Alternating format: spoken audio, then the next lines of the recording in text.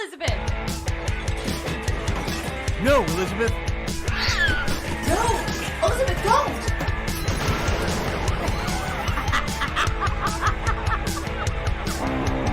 This is Left Unsupervised with Elizabeth Morales, your comedic host that's done it all. Actress, writer, director, producer, hairdresser, bartender, beauty pageant organizer, rock and roll PR expert, talent coordinator, bookkeeper, hostess, makeup artist, wife, mother, and general badass. Now listen as she interviews all of her favorite celebrities, doctors, and entrepreneurs that she's met along the way. This week, Elizabeth is left unsupervised with her guest, Diana Yanez.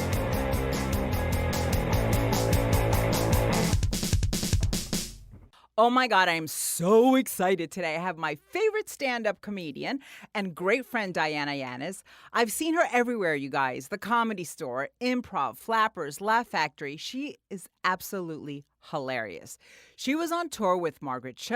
She's been on the True Colors tour with Cindy Lauper, Harry and Rosie O'Donnell.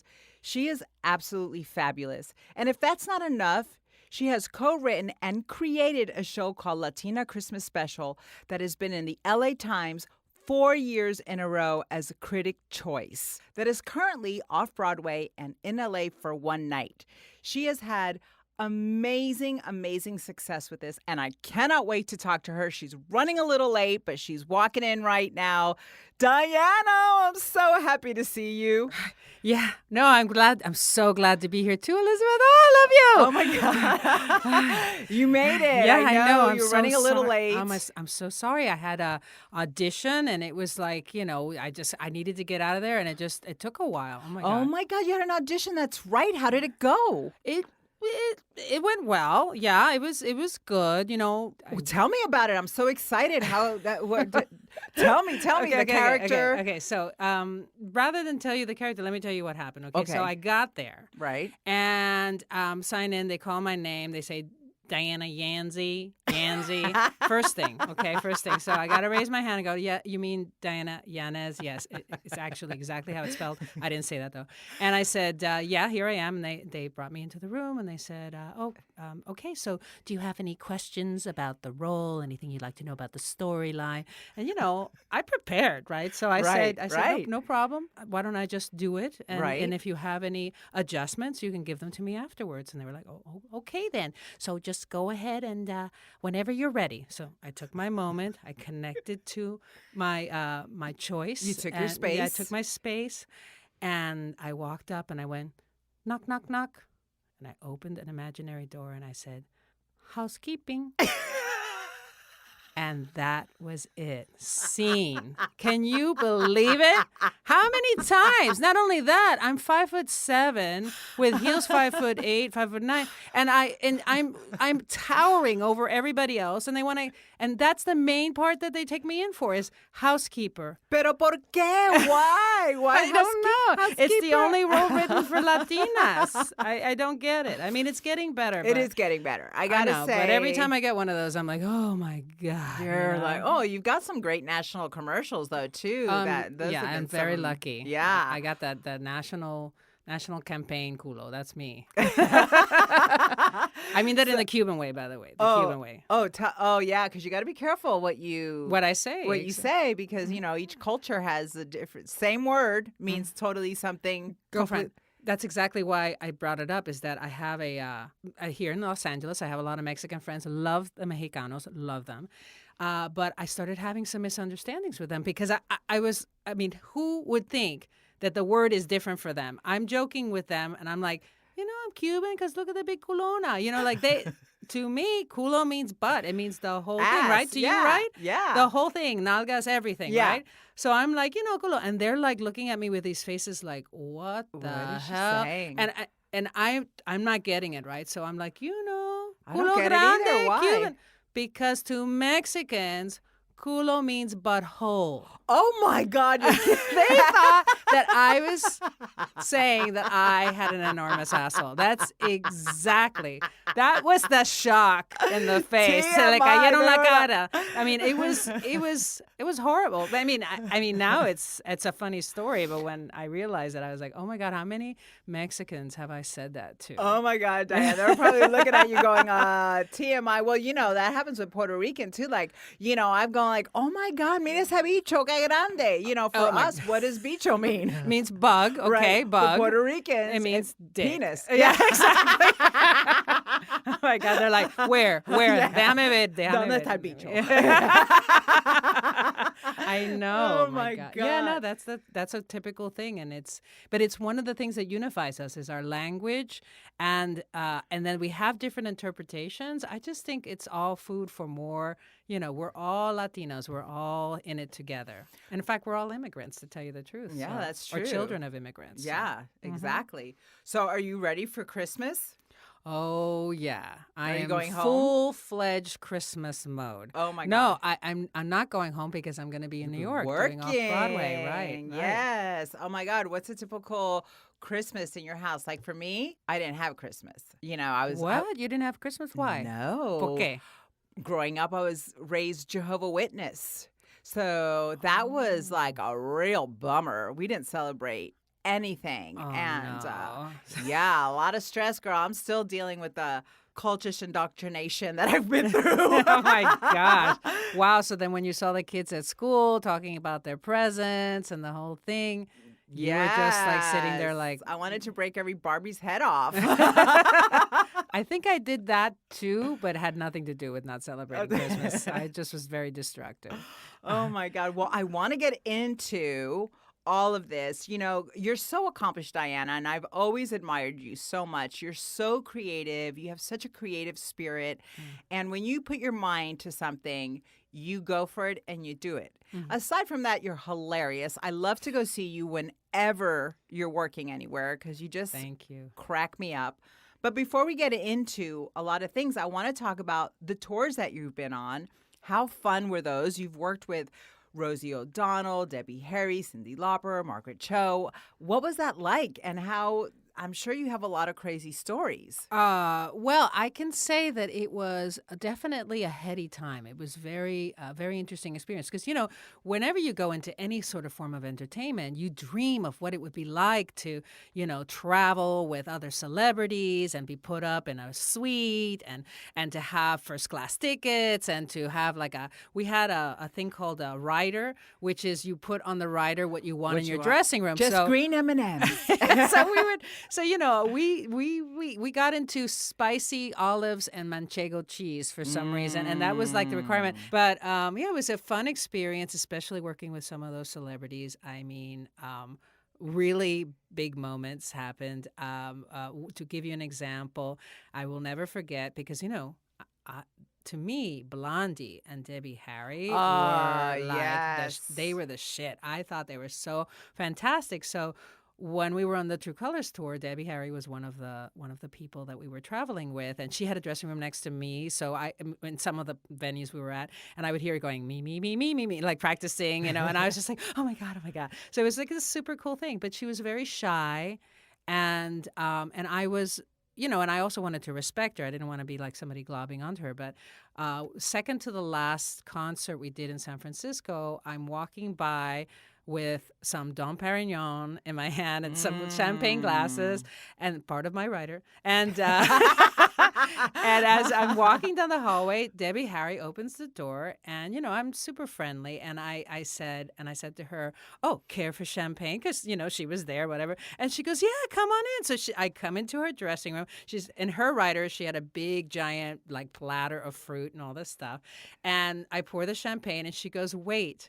And she goes over to the fruit platter, and she picks up 2 raspberries, which she puts on each finger, like on her index finger and her middle finger. So she fingers these 2 raspberries, and she puts one in my glass and one in her glass. And as I took the sip of champagne, I thought to myself, I am drinking champagne that Debbie Harry fingered. Debbie, if you're listening, I'm sorry, but it was a big moment. I want some some raspberry fingered by Dairy Me Harry too, and some champagne, please. Oh my God. You know those moments where you go, I'm never going to forget this. That was one of those. Oh my God, that's a great story. I love that. Yeah. Diana, how did you get into stand-up comedy? Well, I started in improv and sketch comedy. First of all, actually sketch comedy first. I was a big fan of Saturday Night Live growing up. I mean, it was all my life I was watching Saturday Night Live. I love sketch. Huge fan of Gilda Radner and Madeline Kahn and, all the great comedy actresses, including Lily Tomlin. And I started doing sketch comedy. That was my first thing, writing sketch and doing it. So comedy was my thing. And then I got into improv, and I started doing improv to the point that I got to being paid to do improv, which is like being paid to breathe air, because it's like so rare that you would get to the professional level. So I was very excited about that. And then in doing improv, my friend Kurt Hall and I developed two characters called Lisp. He was a gay rapper, and I was MC Havana. Oh, my God. And we started doing comedy rap, and at one show that Margaret show went to, she saw us doing this act, and she said, okay, come on tour with us. I want you to open for us. So that's how it all started. Then after that, when she moved on, she moved on, which is fine because, we had to grow. And when we moved on, I got approached by a producer to join a show that was stand-up comedy and improv. And, that combination works really well because people get to know you. Because when you do stand-up comedy, you're talking about yourself. Right. You're not making up a story about, who you think you are. It's who you are. The truth is what matters. That's what's funny. Well, the funny's in the truth, right? Exactly. And so then we would do improv afterwards, and the audience would just go nuts because now that they know us, they know that, when we're struggling for a word or we're making something up. And oftentimes I would go back to something I said in the stand-up or somebody else said in the stand-up or somebody said in the audience. And it was like magical. So we did that for a while. And I toured with Jenny McNulty, who's also a stand-up comedian. And we did that. Oh my God! And one of our players also ended up writing for the Ellen show. So we had some really talented people. Wow! I remember your mom loves Ellen. Oh yes, she does. My mom, que nice. Yes, I'm nice. Yeah. Yes, she's so nice. Mira que nice es. Mira que nice es. I think it completely changed her opinion about the LGBTQ community. She was just like, if everybody is like Ellen, then it's A-okay with me. Oh my God, that's hilarious. She's very old-fashioned. Well, and then from there, that didn't stop. But you also had a one-woman show called Viva la Evolución. Yes. So tell us a little bit about that. Well, Viva la Evolución was about growing up in Miami. And during the AIDS crisis as well, I lost my best friend to AIDS. And so that's the darker part of it. But mostly it's about my crazy family because I don't know about you, Miss Elizabeth, but crazy in Cuban families seems to run pretty deep. Like I sometimes ask myself, is it my family or is it the culture? So it's a lot of that, and that in the end, just like I said, my mother thinks Ellen is fantastic. Viva la Evolución. It's celebrating evolution. That when my parents came to this country, they had very backwards, old-style ideas about what is what. And that with experience, everyone evolves. If you put love in the mix, you evolve. And that's what happened. My mother completely evolved from my experience from losing my friend. So it was a profound experience. And then that was my first trip to New York, and it was my first one-woman show, and we won New York Fringe Festival. Wow. Well, I always think the special thing about comedians is they really see the world in a different point of view. Like a comedian kind of can take something that we see. We could look at something, but a comedian will look at it completely different and get like a whole show from that. You want to know the truth? A lot of my comedy starts with I'm telling somebody something that happened to me that either pissed me off or was just so crazy that it was unbelievable, and then people start laughing, and I go, oh yeah, I should write that down. I start in a place where I'm like, what the hell? My mom just said this to me, or whatever happened on the street, and I'm angry, and I'm telling the story, and then that's when I realized, oh, this is a really good story, which is how I ended up writing that one-woman show, because in my stand-up comedy, I often talked about my experience with my family and the life that I lead. And that's where the stand-up started. And someone said to me, hey, your stories, they sound a lot like the beginning of a one-person show. And that's how it started. And sometimes I wanted to tell the whole story, I wanted Right. people to know that it's funny, but there's a message underneath this. And whatever that message is, and for me, the message is, in Viva la Evolución, was that have faith. If you get frustrated, have faith that human beings with the spark of love, they evolve. Everyone evolves, including me. I evolved in the process. Well, I'm a true believer that the message is always better received when it's done with a little humor. Like, you know me, because I go to your show and you're all the my best laugher. Yeah. You are the best laugher. Best laugher award. All my comedian friends are like, I have a friend of mine who opens for Tim Allen, Lowell Sanders. He's amazing too. And he was in this huge arena in Arizona, and he's like, Beth, I could hear your laugh all the way. I completely believe that. Completely. How many times have we been laughing on the phone just talking to each other? Oh, yeah. Oh, my God. Well, you crack me up, girl. There's some crazy stuff that we've talked about that's really the line I have about Tierra Trágame, do you remember that? Oh my God. You know that was one of those stories where I was complaining to you about someone, and then I told you and you started laughing, and that was the moment that I said, oh yeah, I should write that down. But let's tell people what that means. Okay. So I was complaining about someone who was just the biggest whiner you can imagine. Like, oh, why do I have to go there? I was talking about this person that I knew. So this was like Deborah Downer, because she was Latin. She was Latina. And it was always like, I don't want to eat there. Why do we have to sit on this table? So I nicknamed her Tierra Trágame. Oh, my God. Which means... such an old Cuban expression. I hadn't heard it in a long time. I know. Well, my mother says it all the time, okay? It means earth, just swallow me up. It's like, Tierra Trágame. And you always say it like that, like completely dramatic. Yeah. Earth, just swallow me. And my mother used to say that all the time, because it was like the car needs a repair, or somebody's calling, or something fell and broke. My mother would go, Tierra Trágame. And it was like this long thing. So I started calling her Tierra Trágame. Guess what? It caught on, and everybody calls her that Tierra. Now? Well, they would. She's known as that name. Her actual name will not be said. But I'm telling you that people would be like, "Oh, okay, let's get together." Oh, wait a minute, is Tierra Trágame coming? I would and be of course, like, everybody's got the inflection and the voice. You got to roll your eyes too. You guys can't see this, but it's not just a regular roll. It's a Cuban roll all the way around 360. That's the Cuban eye roll. All you see the is way the around. white in the eyes. Yeah, and until it comes back up around on the other side. Oh my God. Hi, Diana. You crack me up, girl. I swear to God. You make me laugh all the time. Oh. Now, I want to talk about Latina Christmas Special, because I remember when you first came up with the idea.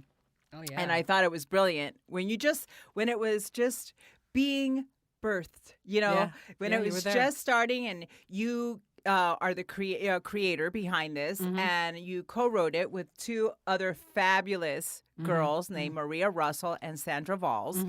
And they are hilarious. Yes. And very talented ladies. Yes. I lucked out. I picked the right I've gone people. every year to every show, except for one year that I was, I think I was sick or something, but I've pretty much been every year. And I got to say that I laugh just as hard. I laugh and I cry, and I laugh while I'm crying, so it's really funny. I want to talk about how that started, because now from this idea that you had, now you're this year Off-Broadway at the Soho Playhouse. Yeah. And I just want to read a couple of quotes from, different magazines and newspapers. As Latin Heat says, laugh yourself silly. Theater Mania, universal appeal. Stage Raw, recommended explanation point. Alegría Magazine, laugh out loud trio. And then the Los Angeles Times, 3 years in a row, you guys have been Critics' Choice. Yeah, 4 years. This year, it's Oh. 4 years. 4 years. Yeah, I mean, we're only in corrected. LA only one night because we have the rest of the shows booked in New York, and they printed us out. I mean, it was the ultimate compliment that I got a call and a text sent to me with a picture of the paper that, oh my God, I just saw you guys are in the LA Times as Critics' Choice. I mean, it's It's a miracle. It's wonderful. There's not a lot of shows like ours, and that's really, it's wonderful. It's wonderful. Listen, Diana, it's hard to get Critics' Choice 1 year. You guys have gotten it 4 years, and not only that, another one is a twist on Dickens! Exclamation point, Critics' Choice, LA Times. So I'm so excited for you, and I want to talk a little bit about the show and how you came up with the concept, and so that our viewers or our listeners can actually know a little bit about the show. And I'm reaching out to all my friends in New York. They got to go see it. Thank you so much. Yes. And in fact, let me just say, after I tell you all about this show, I guarantee that you're going to love it because it is heartwarming, funny ass stories, even if you don't like me, which I doubt. Sorry, but I doubt it. Sandra Valls and Maria Russell are two hilarious comedians. So talented. And wordsmiths, like people that just write really great stuff. And we're all three physical comedians as well. So it's fantastic. But it's like a show that I have no hesitation recommending. We've never gotten a bad review. But in New York, we're the newbies. We're the new ones in the hood. And you know what happens in New York? I think we've talked about this before, too, is that they go, L.A.? L.A.? Like a show from L.A.? Oh, yeah. And LA, it's like... 4-5 to the right. It's like there's a little bit of hesitation. Well, yeah, because LA's not known for their theater as like New York is. Yeah, there is a lot of great LA theater. I don't want to talk them down, but there's No. a lot of shit too. There's a lot of crap. No, absolutely. But New York is kind of snobby when it comes to their theater. Because they're the center of it. And Right. I understand because it seems like their percentage is much higher for better shows. Right. So I feel we're ready for that. We just need people to find out. I have complete trust that one person comes to the show, they're going to tell 10 to 20 more people. They're going to come back with cousins and brothers and sisters and moms Tios and dads. and tías, The y exact abuela, same y thing, abuelo. the same exact thing that happened in LA. When we first started 5 years ago at Theater Asylum, we had an 80-seat theater. Nobody knew us. It was a brand new idea. We had I'm going to say 50% full theater. The very next show was sold out. And Oh after my that, it was God. people lining up outside It in was the rain one night. So You guys have sold out every show. every year we have sold out. Yeah. Yeah. Every year we have sold out. And it's fantastic. But, the gift has been that people love it. They tell their friends, they get out. So in New York City, we're the newbies. So, even though I live there part-time, and of course all my friends are coming, they've never heard of Latina Christmas Special. Here we have a reputation. So if you have friends in New York, please tell them about our show. In fact, we're having a raffle. We're having a raffle. Ooh. If you follow Latina Christmas Special on social media, and we're under Latina Christmas Special on Facebook and on Instagram and on Twitter, we're on Latina Christmas. If you follow us and then you tag 2 of your friends that live in New York or in the New York area, we'll enter you and them in a raffle to win 2 VIP tickets. And the VIP tickets are preferred seating, and you get Latina swag, and it's a blast. Oh, So, my God. yeah. So everybody's got to enter that if they're in New York.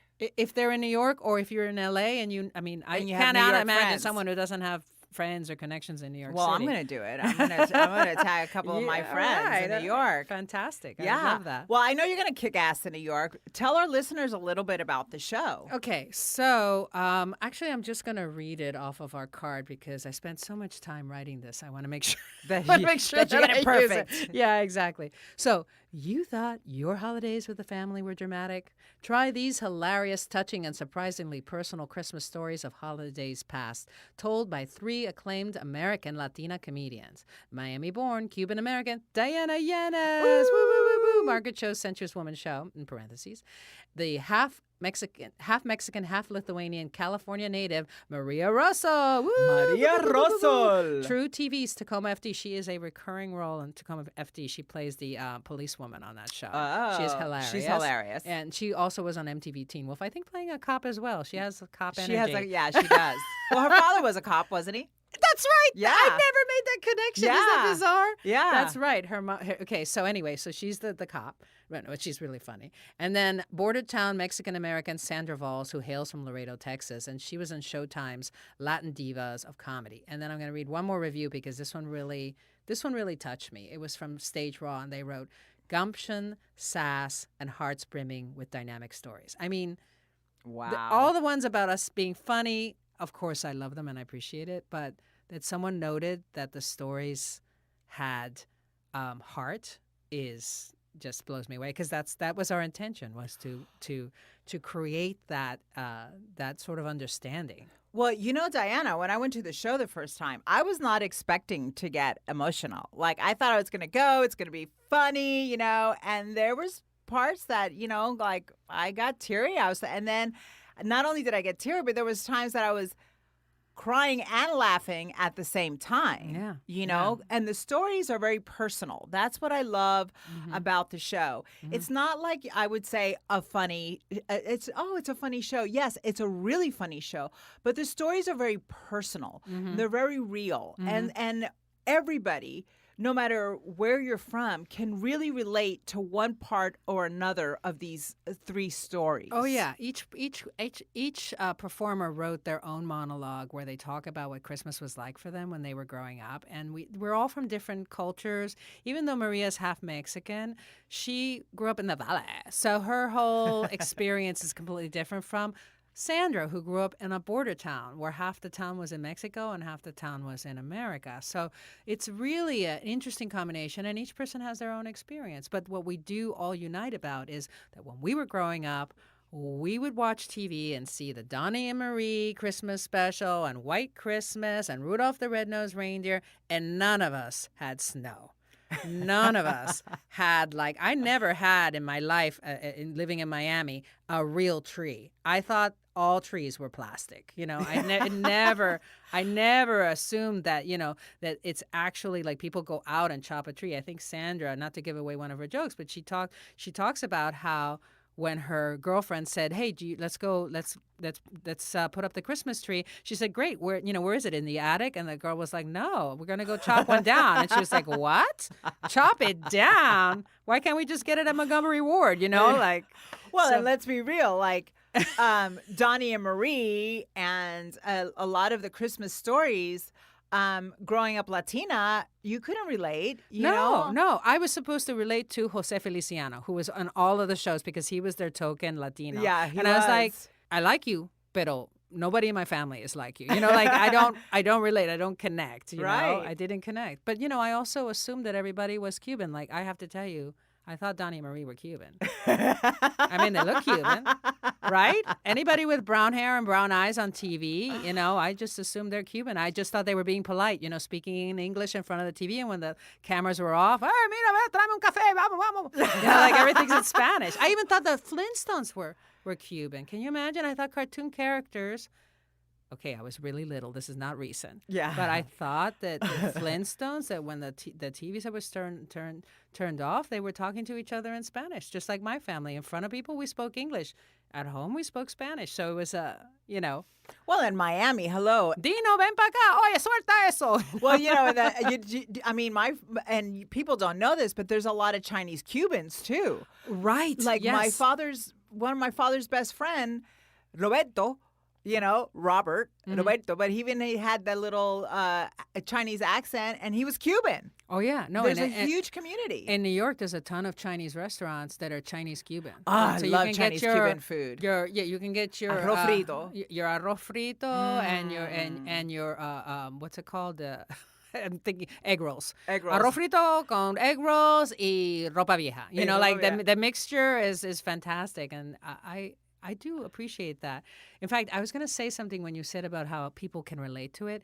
So I invited some of my Chinese friends, Chinese American friends, not Chinese, but Chinese American friends. Right. And they came to the show, and one of them was so funny. She came up and she said, "Oh, you know her, you know Toy." Oh, yeah. And she said, "Wow, I didn't realize my family was so Latin." You know. Well, but that's the thing. Yeah, and we have a lot of Jewish people that come to see the show too, because, you know, we're not talking about religion. We're talking about a cultural phenomenon in America, which is the holidays, the high stakes of the holidays, and then what it is to grow up sort of on the border between being American and being part of your parents' culture, which is like the two do not always meet. I asked my mother, why can't we have a turkey for Christmas? Because, you know, in Cuban families, it's roasted pork, right? My mother was like, un turkey, Diana. Turkey is for Thanksgiving, okay? You know? Well, that's the thing. But, you know, with Latina Christmas Special, I think you don't have to be Latino at all. Because the holidays brings out a little bit of the wacky in all of the families. Yeah. Everybody has It's high the crazy stakes. uncle, Yeah. the crazy aunt, or the crazy, you know, the one that wants to probe and find out everything about your life, or, you know, so it's relatable.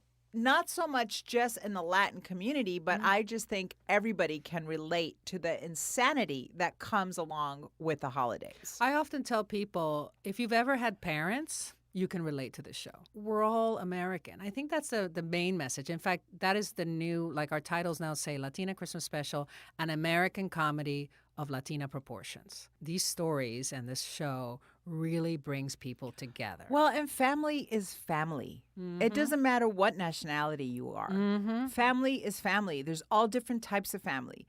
At the end of the day, it's all about family. So what made you want to do this show? What made you want to create this show? So I had a big success with Viva la Evolucion, and it was a total surprise. From that, I got picked up by a company called Jody Solomon Speakers, who started representing me to universities, and then I started taking the show to universities, mostly by diversity departments, because when you tell your story, when you tell the truth, people grow and tolerance grows, you know. And they can connect. Exactly. So I started doing that. Anyway, that was very successful. And then I said, you know, I'm thinking it's a little lonely telling the story by myself. And there's so many great stories. You know what happens. You and I are sitting there, we're having a glass of wine, we start talking, and then we start talking about, no, and then when this happened, my brother did this. And, you know, and you tell these stories that make you laugh. I think everybody across culture must tell each other stories, right? Of course. So I thought, why don't I take two other Latinas, and that was the theme I picked. I could have been anything. And so I thought, let me ask them. They both were going through something at the same time. When I asked Sandra, she committed, but she had just been through a horrible breakup, like divorce, where for 14 years she was with the same person, and she was moving out, and it was really intense. And so she said, I want to do this, and this is a great way for me to put my mind on something else. Maria said to me, no. No. She said, no, I'm not doing it. I don't want to be on stage by myself, blah, blah, blah. She resisted. And Maria came back and said, yeah, I'm going to do it. Now, she had never done a one-person show, but this is what I tell anybody who wants to do a one-person show. Start with the stories you've told multiple times. And then just write from there. And that's how you get your one-person show. You start with the stories you know, and then you start putting them together. And the message reveals itself. Ba-dum-bum. And there it you was, go. and it's amazing. And I really, really, really, I mean, you couldn't have picked two, it's better perfect. people. It is a perfect, Meant to like be, all meant to three of be. you guys. Yes, it really is. So Diana, really quick, because, you know, we have a few minutes left. What is one thing that you've had to overcome in order to succeed the way you have? Oof, okay. Well, my parents were immigrants. And they came to this country with nothing but the clothes on their backs. And they had gone through a really traumatic experience. My parents were both very young when Fidel Castro took over Cuba, and they had thought it was going to be a good thing. They Right. were all gung-ho, and they were like, you know, Batista's a shit, and we're gonna make this world a better place. And then it backfired. And that changed them for the rest of their lives. They are forever suspicious of anyone who promises big change. They felt a certain amount of regret because they were supporting what ended up kind of ruining Cuba for them, and why they had to leave the country. They weren't expecting to leave. So when I was growing up and I said, I want to be a creator. I want to be an artist. I want to be an actor. I want to be a director. Like, it was always all in the same vein. I want to write. My parents were like, yeah, no, that's not a real career. My mother, when I told her I wanted to go to film school, she said, oh, no, you don't. She said, you're going to get a real degree and then you can study your hobbies. And that filled me with a certain amount of self-doubt, you know? And so when I went into all of this, my big driving force was to prove that I was right, that this is what I was supposed to be doing. What has happened now that I've been doing it for years, is that was the wrong reason to do it. The reason to do it is because that is my passion. And I think that, I'm getting emotional. I think that although it kind of in the end helped me because that anger is what propelled me forward, anybody who says, I'm doing this because I'm going to prove them wrong, I want to be famous, that doesn't fill your heart. It just doesn't. And what I've had to overcome was the anger that got me here in the first place. And that's where I'm at now. And you can be thankful for that anger, though, too, because sometimes that anger is a higher vibration, you know, that gets you to where propels you to where you need to go. But it only can fuel you for a little bit. And then, you know, you have found when it dissipates, you're like, what? You know, and, right. And yeah, absolutely. So I think that, you know, believe me, I held it against my mother for a long time that she didn't support me. But, you know, like Maria's story is completely different. Her mother was like, oh, you want to be a cashier? Let's take you to cashier school. You know, oh, you want to be a ballerina? Okay, we're going to take you ballet lessons. Like, you know, I often share with Maria how funny it is that she had complete and utter support. I was discouraged because it was scary. It was scary. What do you mean our daughter wants to be an actor? No. We can't let that. Well, you know? yeah. I think also, like, my mom always tells me, I pray every day that you don't succeed. Right. You told me that. That's awful. Because, you know, that industry is so, you know. But, you know, it all the things we like, sex, drugs, and rock and roll. Exactly. So really quick, tell everybody where they can find Latina Christmas Special again and where they can find you. And then the last 5 minutes, I want to play a little game. So Okay. So I'll go fast. Latina Christmas Special, very easy, spelled like it sounds, latinachristmasspecial.com. You click there on tickets and you can see our one show in LA. We're basically sold out and it's a huge venue. So, but I think they did release some new tickets. So if you want to go, that's December 9th. December 13th through December 31st with special shows on Christmas Eve and New Year's Eve, which will mean bubbly and some food and party with the girls. We're very personable. We love partying with our fans. And that is at the Soho Playhouse in New York City in Soho.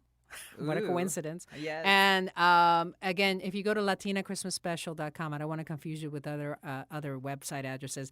It'll tell you everything right there. Well, I can't wait to see the show. And really quick, because we're running out of time, Yeah. let's play a little game. It's called, and I'm sure you've heard it, Never Have I Ever. So you're going to tell me. No, I have never have I ever heard of it. Okay. So you're going to tell me if you've ever done this. So if you haven't ever done it, you say, Wait, never have I ever. Let me take the truth serum. Okay. Do it. Tequila shot. I'll put myself out there with you. Okay. Go. Never have I ever sent naughty pictures. Oh. Well, I have to say, okay, I guess I have. Yeah, I have. I mean, many of them are from when we used film. But never of my coochie.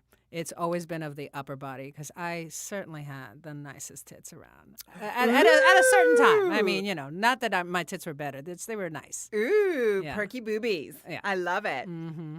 Well, I have full nudity. All right. Oh, yeah. Got it. Can I see that? I'll take some new ones. I don't think you want to see them now, though.